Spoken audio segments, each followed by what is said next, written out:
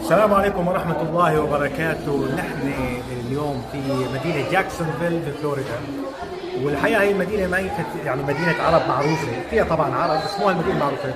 وتفاجئ بلاقي هذا المطعم المغربي اللذيذ هون، وكمان المطعم كاتب بالعربي، يعني كاتب او يعني مو بس انه هو مطعم مغربي، لا كاتب كمان كلام عربي عنه. الشغله اللي فاجأني فيها معلومتين.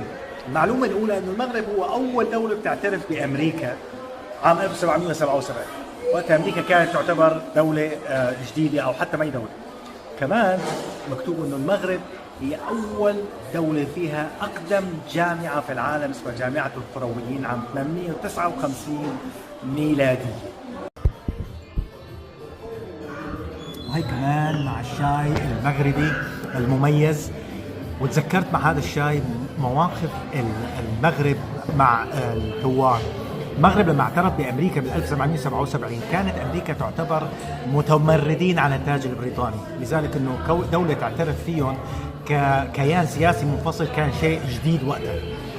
ايضا المغرب مكرر هذا الموقف معنا نحن مع السوريين. المغرب من اوائل الدول اللي دعمت الثوره السوريه.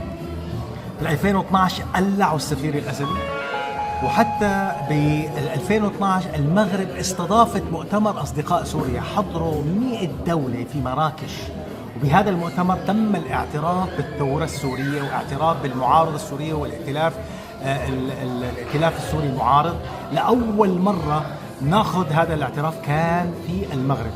ولما تم التحرير وزير خارجية المغرب قابل وزير الشيباني في مكة لما بالزيارة المشهورة على السعودية، ووعدوا بأنه رح تفتح السفارة المغربية في سوريا، وفعلا فتحوها في جولاي 2025، من أوائل الدول في العالم اللي فتحت سفارة بسوريا.